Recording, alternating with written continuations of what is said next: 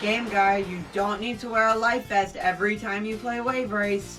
What if I fall in? Into where? The rug? Shut up! The Wave Race series debuted on the Game Boy on July 1st, 1992. This game was pretty obscure at the time of its release, though some reviews did praise it for feeling like you were actually riding along the waves while playing, which sounds like high praise considering the year it was released in. However, I don't think this Game Boy iteration would have been remembered nearly as fondly, if at all, had it not been for the two games that came after it. Wave Race 64 for the Nintendo 64 and Wave Race Blue Storm for the Gamecube. These two were games that I still love to play to this day. But the sad thing is, Wave Race Blue Storm from 2001 is the last time we got a new Wave Race game. Now, I don't believe in a lot of things, but one thing I know for sure is that leaving Wave Race in the past like this is one of Nintendo's highest crimes. And by the end of this video, I hope you'll agree with me on the many reasons that Wave Race deserves a reboot. When I was playing Wave Race to prepare for this video, I actually found myself leaning back and forth and side to side as if I was actually riding a jet ski through oncoming waves. It's honestly extremely impressive that a couple of games that came out in 1996 and 2001 are able to make me feel that way.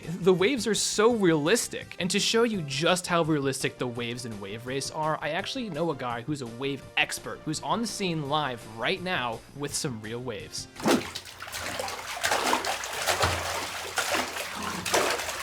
Wave Racer, best waves.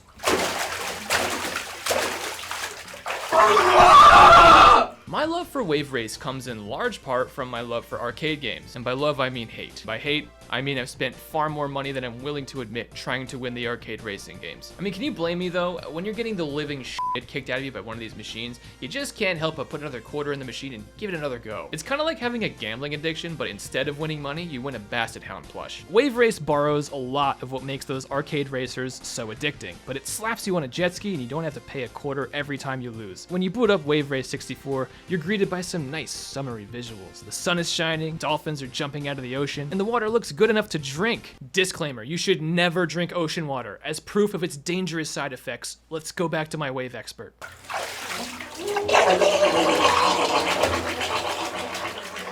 The main menu of this game is a pretty simple yet stylized layout, and on it we have a few options: Championship, Time Trials, Stunt Mode, and Multiplayer. Championship mode is where the real arcade-style racing happens, so let's start with that. First thing we have to do is choose our character, and this is a roster chock full of absolute Nintendo classics. R. Hayami, A. Stewart, M. Jeter, and D. Mariner. They all look like they would have different stats, but as far as I can tell, you can choose to adjust their sliders however you want with the custom option, and if you leave on the normal option, everyone just has everything perfectly balanced. So correct me if I'm wrong, but I don't think it matters which character you pick in this game. Championship mode has several difficulties to play through: normal, hard, and expert, each one with a different amount of races you need to make it through. Like Mario Kart, you earn points for your placement in a race, but unlike Mario Kart, and like I was saying before about the arcade games, you won't be allowed to move on to the next race in the circuit if you don't maintain a certain overall standing from race to race. This isn't too hard to maintain at the easiest difficulty level, but once you start moving up that difficulty ladder, it gets extremely difficult. This is in part due to the buffed up AI, but also the difficulty that comes from wrangling a jet ski through all kinds of waves and currents that are constantly testing your ability to keep yourself under control. On top of that, you have to stay on the correct side of all these checkpoints throughout each course, and if you miss a checkpoint 5 times, you're disqualified from the race. Combine those elements with the fact that we need to finish these races ahead of the bots consistently throughout the entire championship to even have a chance to play through the whole circuit, you've got yourself a pretty unforgiving task, especially on expert mode where there are lots of extra traps and obstacles spread throughout the course. The way this championship mode is structured, from the constant pressure of elimination to the checkpoints you have to hit throughout the race to the juiced up CPUs, has all the makings of an addicting arcade racer. In fact, I'm lucky that this isn't an arcade racer because it would be eating all of my quarters. There's nothing more infuriating than just missing the point threshold and dropping out of the tournament after you've already made it 4 or 5 races in, but there's also nothing more satisfying than finally scraping by on your millionth attempt of the cup and making it all the way to the secret races and the harder difficulties. That's right, in order to see all of the races this game has to offer, you're gonna have to succeed on both hard and expert mode. Normal mode has you play through 6 races that are available to you from the get-go, but hard mode includes those same 6 races plus a secret 7th race, and expert mode includes those same 7 races plus another secret 8th race at the very end. If you want a chance to ride the waves in either of those secret races, you'll have to get pretty darn good at the game. But here's the thing, the difficulty is what makes this game so addicting. I can't think of many other racing games that I've played that create this type of satisfying challenge other than maybe F-Zero. It makes me wish Mario Kart took more pages out of the Wave Race book. To be honest, I might actually prefer Wave Race to Mario Kart when it comes to the sheer satisfaction I get out of beating each of their single player modes. Needless to say, the other modes in this game are a little more laid back than Championship mode, but the mode that has some extra arcadey Wave Race goodness hiding within it is Stunt mode. In this mode, you basically have to ride through each course while passing through as many rings as possible, as quickly as possible, all while performing as many stunts as possible. You can do flips, dives, and even handstands on the handlebars of your jet ski, depending on your button inputs. Doing well at all of these things will help you get a higher score, and in my opinion, beating your own high scores in Stunt mode is way more addicting than trying to beat your best times in Time Trial mode. And did you know there's actually a hidden Easter egg within Stunt mode? If you choose Dolphin Park in Stunt mode and go through every ring while performing every stunt in order, you unlock the ability to ride on the back of a dolphin instead of your jet ski. It's another example of a tough challenge that the game poses for its players, but this time, instead of unlocking a new course once you get through it, the reward is a pet dolphin. Before we start talking about Wave Race Blue Storm, if you could leave a like on the video and subscribe to the channel, that would be greatly appreciated because we're trying to hit 1,000 subscribers by the end of the year. Isn't that right, Wave Expert? Game guy, I don't think I should have drank that ocean water.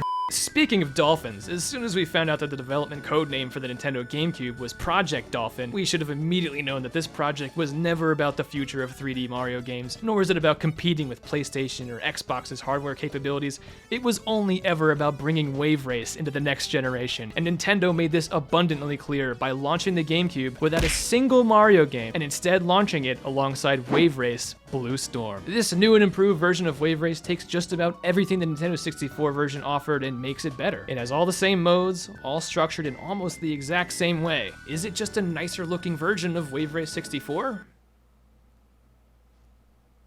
Yeah, it's pretty much the exact same game. The technical capabilities of the GameCube compared to the Nintendo 64 really do help bring this version of the game to life. You can't look at those visuals and tell me that this isn't extremely impressive for a game that came out in 2001. So although the game is structured fairly similarly, it does feel like a new game. Character roster is expanded with new offerings, and we finally get to find out the first names of the characters from the first game. Also, all the characters have their own unique stats this time, so you can get a little more strategic with how you choose to play this game. Each character has a different crew chief that comes along with them. The crew chiefs radio into you at the beginning of each race and give you little warnings about the weather conditions and some words of encouragement. They make you feel pretty good. Here's a few examples of what they say. A couple of wee waves here and there, mate, but that's about all, so it should be a snap. Well, this is it. The final race. Give it your best shot. Ryota. She was cheating on me with the mailman, Ryota. I don't know what to do with myself anymore, Ryota. Let's carve it up out there.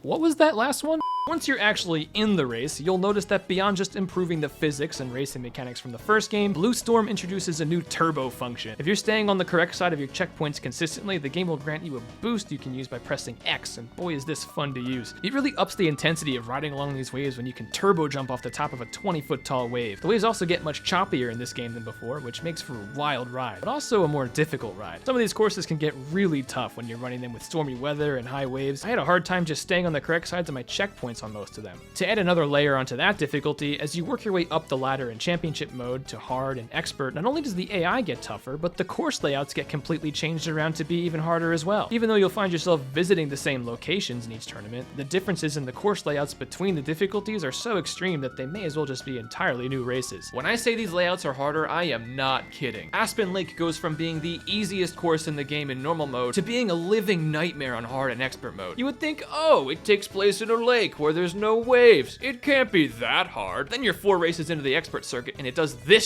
shit to you. That's okay, we have good things to say about this game. Good things.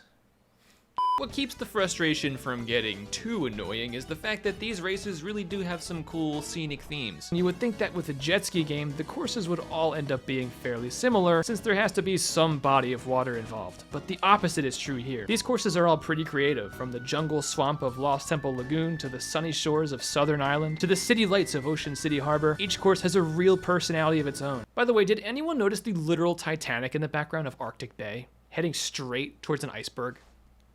Just me. One of my favorite parts about this game is that it has a hidden cheat code feature. You literally have to go into the options menu, press X, Z, and star all at the same time, and the passwords option will appear where you can enter your codes. How was I supposed to figure that out as a kid? Oh wait, I remember. Did anyone else have these hidden cheat code books when they were younger? I got mine from the elementary school book fair. I'm pretty sure we were supposed to pick something a little more educational, but of course, I had a more sophisticated palate. Anyway, guess what the best cheat code in this game does? That's right, it lets you ride a dolphin.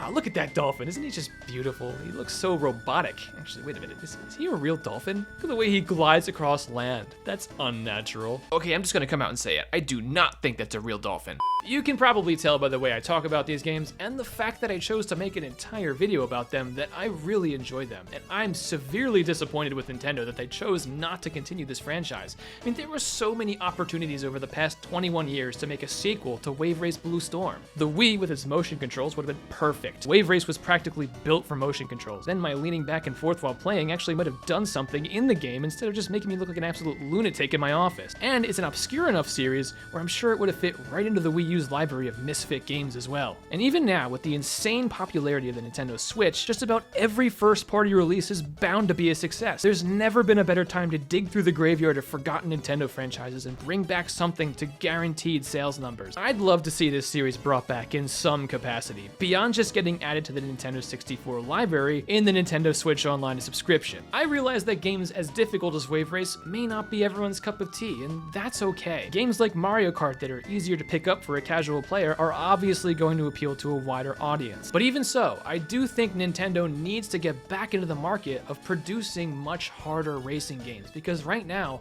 there's clearly an appetite in the gaming community for more difficult video games. Just look at the popularity of tougher games like Cuphead, Celeste, or even Elden Ring. These games are popular in large part due to their high difficulties. People like to feel a true sense of accomplishment when they win in a video game, that they overcame a challenge against all odds. Wave Race, as silly as it sounds, is a game that has proven it can provide that sense of accomplishment for people who are more into racing games. So now, with the popularity of difficult video games at an all-time high, and after a 21-year Wave Race drought, I think it's finally time to bring back Wave Race. Who's with me?